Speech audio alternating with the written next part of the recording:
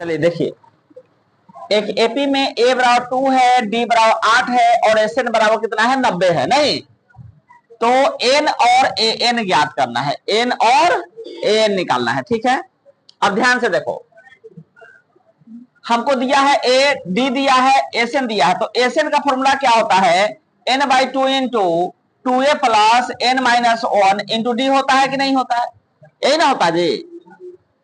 चलिए S N के जगह पे हम 90 डालेंगे, अब बराबर एन बाई 2 हो जाएगा इंटू 2a, ए का वैल्यू कितना है देखो 2 है, प्लस एन माइनस 1, एन तो पता ही नहीं है तो एन माइनस 1 इंटू डी का मान क्या रखेंगे 8 रखेंगे। डर नहीं लगता है, गजब हाल है। अब देखिए करेंगे क्या, 90 बराबर एन बाई 2 इंटू 2 दूनी 4 प्लस एन माइनस 1, इसको 8 से गुना करो, 8 एन होगा माइनस 8 एकम 8 होगा। ठीक है, और ये इंप्लाइज दैट 90 बराबर एन बाई 2 इंटू कितना हो जाएगा 8 में 8 एन यहां लिख लो और 8 में से 4 जाएगा तो कितना होगा, माइनस में 4 होगा कि नहीं होगा। अब एन बाई 2 से इसको जो है काट दो, 2 से 4 बार में कटेगा, 2 से 2 बार में कटेगा, कटेगा कि नहीं कटेगा। तो यहां 90 एन इंटू 2 से कटेगा 4 एन माइनस 2 दूनी 4, 2 आएगा। अब ये इंप्लाइज दैट 90 बराबर 4 एन स्क्वायर हो जाएगा और माइनस में 2 एन हो जाएगा, हो जाएगा। Implies that 4 n square minus में 2 एन और 90 इधर आएगा तो माइनस 90 बराबर 0। ठीक है, इसको अब क्या करेंगे, गुणनखंड तोड़ देंगे। ठीक है, गुणनखंड तोड़ देंगे। अभी 2 और कॉमन कर लो जी, 2 और कॉमन हो जाएगा तो 2n स्क्वायर हो जाएगा माइनस n हो जाएगा, n माइनस 45 हो जाएगा बराबर 0। समझ में आया, इस सब में से 2 हम कॉमन करके इधर भगा दिए हैं। ठीक है, 2 दूनी 4, 2 से n बचेगा, 45 बचेगा। समझ में आया।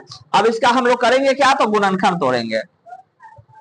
45 दूनी 90 हो गया, हो गया कि नहीं। और 10 नंबर 90 होता है कि नहीं होता है, 10 में से 9 घटेगा तो कितना हो जाए 1 आ जाएगा कि नहीं। रूल है ना, इस दोनों गुना करने पर जितना है इसको ऐसे 2 भाग में बांटिए, जोड़िए या उसको जोड़ने या घटाने से आपको 1 ही आ जाए, मैंने जितना है यहाँ पे उतना आ जाए, और गुना करने पर उन दोनों भाग का इस दोनों भाग के गुना के बराबर आ जाए। यही गुणनखंड का रूल है।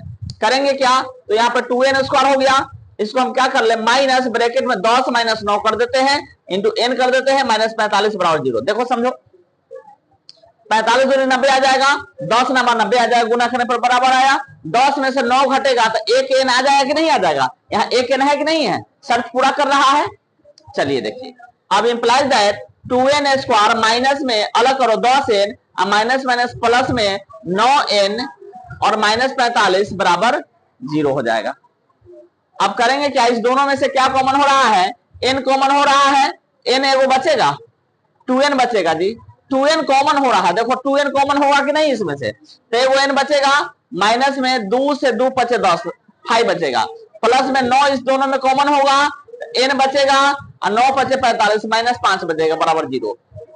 दोनों ही पार्ट में n माइनस 5 मिल रहा है कॉमन, इसमें का बच रहा है 2n बच रहा है और प्लस में यहाँ पे 9 बच रहा है बराबर 0। तो हम क्या करेंगे, जब n माइनस 5 लेंगे बराबर 0 तो n बराबर कितना आएगा +5, और जब हम लोग इसको लेंगे, जब हम लोग कितना लेंगे 2n प्लस 9 बराबर 0 तो n बराबर आ जाएगा माइनस 9/2। यह इम्पॉसिबल वैल्यू है, यही n का मान पॉसिबल है, यानी यहाँ n का मान कितना आ गया तो 5 आ गया। तब जो है an निकाल दीजिए, an निकालना है, n बराबर क्या हो जाएगा a plus n minus 1 into D हो जाएगा। a का वैल्यू कितना है 2 है, प्लस n का मान आ गया 5 माइनस 1 इंटू डी का मान कितना है तो 8 है। तो 2 प्लस 5 में से 1 जाता 4 अगुना 8, 8 चुके 32 2 34, यही आपको n का वैल्यू आया 34, n का वैल्यू आया 5। ठीक है, चलिए